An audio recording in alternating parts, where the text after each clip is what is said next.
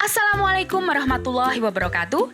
Perkenalkan, nama saya Dandriris Rifa Istanti, calon guru penggerak Angkatan 7 dari SMP Negeri 2 Juwiring, Kabupaten Klaten. Kali ini saya akan memaparkan demonstrasi kontekstual penerapan segitiga restitusi modul 1.4 budaya positif. Apakah segitiga restitusi? Segitiga restitusi merupakan proses menciptakan kondisi bagi murid untuk memperbaiki kesalahan mereka, sehingga mereka bisa kembali pada kelompok mereka dengan karakter yang lebih kuat. Tahapan segitiga restitusi yang pertama menstabilkan identitas, yang kedua validasi tindakan yang salah, dan yang ketiga menanyakan keyakinan. Menstabilkan identitas.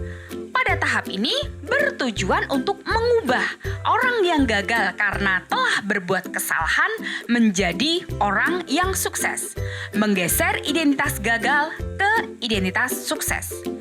Tahap yang kedua, validasi tindakan yang salah. Pada tahap ini, kita memahami kebutuhan dasar yang mendasari tindakan anak tersebut berbuat kesalahan, serta memahami bahwa semua tindakan manusia, baik atau buruk, pasti memiliki tujuan tertentu. Tahap yang ketiga, menanyakan keyakinan. Pada tahap ini, murid diberi pertanyaan tentang kehidupan ke depan yang dia inginkan, sehingga murid dihubungkan dengan nilai-nilai yang dia percaya dan berpindah menjadi orang yang dia inginkan.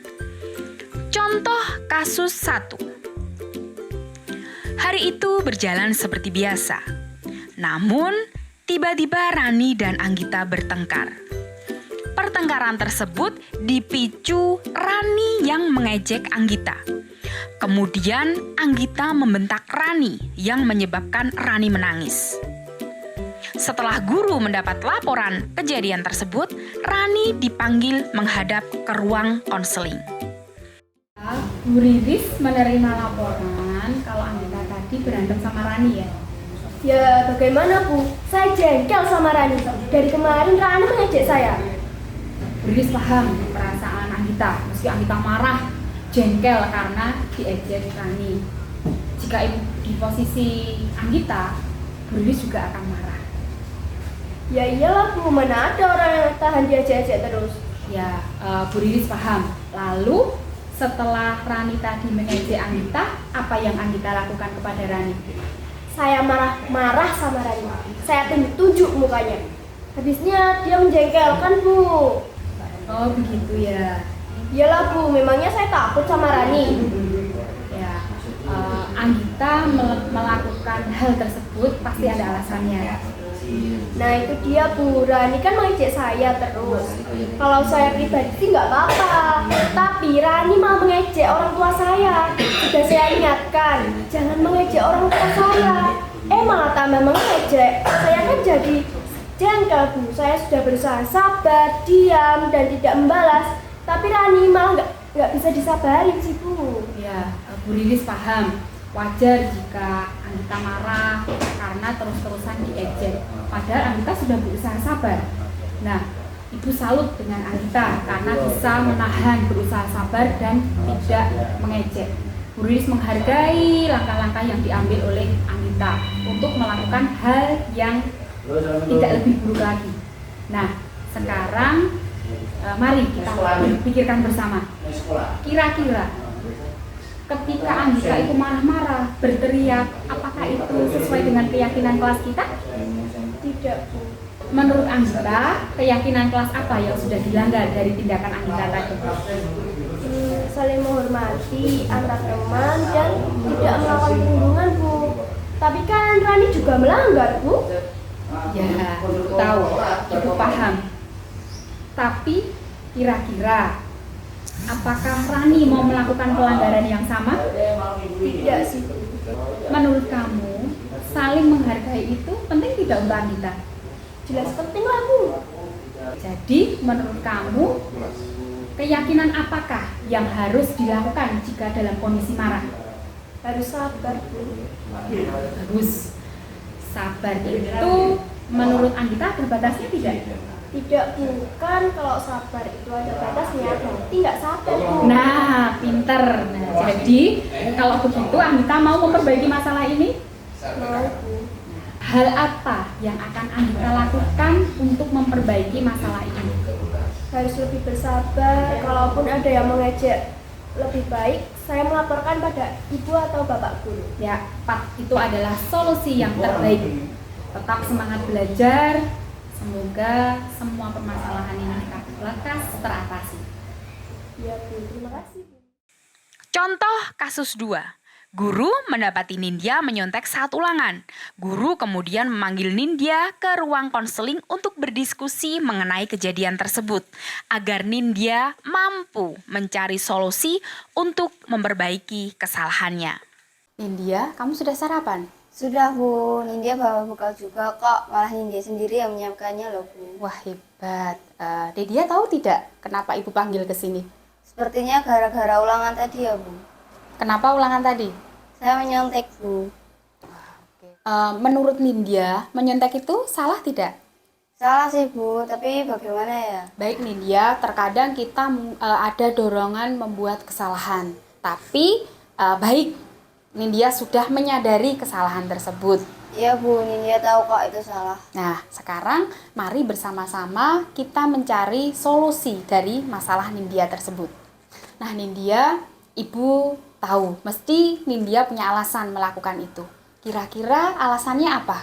Saya tidak percaya diri dengan jawaban saya sendiri, Bu. Saya sering lupa materi yang saya pelajari. Oh begitu, kira-kira kenapa ya Nindya sering lupa?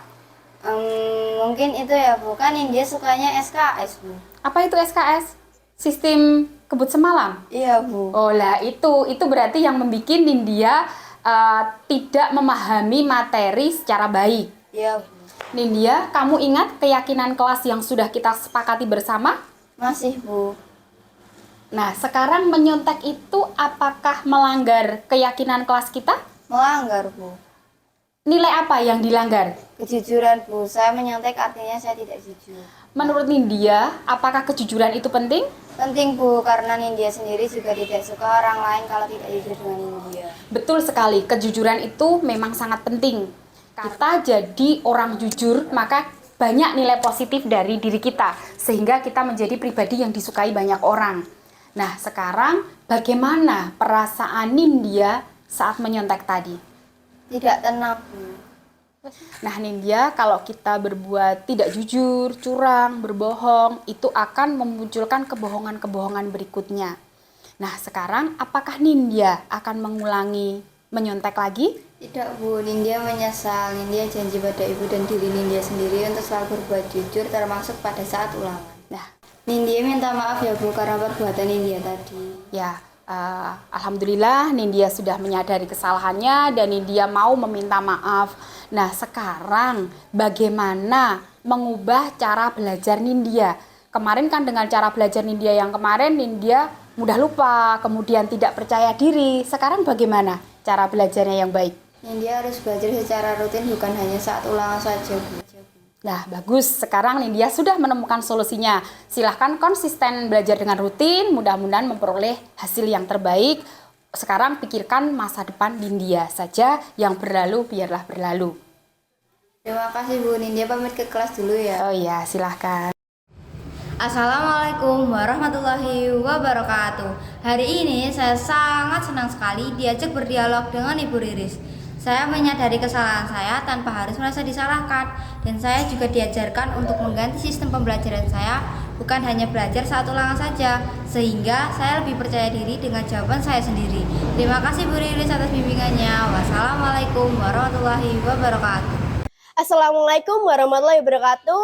Hari ini saya sangat senang sekali karena diajak berdialog oleh Bu Riris. Pembelajaran yang saya dapat yaitu saya harus terus sabar dan menghargai teman-teman saya. Walaupun ada teman kita yang mengejek kita, kita harus senantiasa sabar dan menghargai mereka. Terima kasih atas bimbingannya. Demikian video kali ini, sampai jumpa lagi. Salam guru penggerak. Tergerak, bergerak, dan menggerakkan. Terima kasih. Wassalamualaikum warahmatullahi wabarakatuh.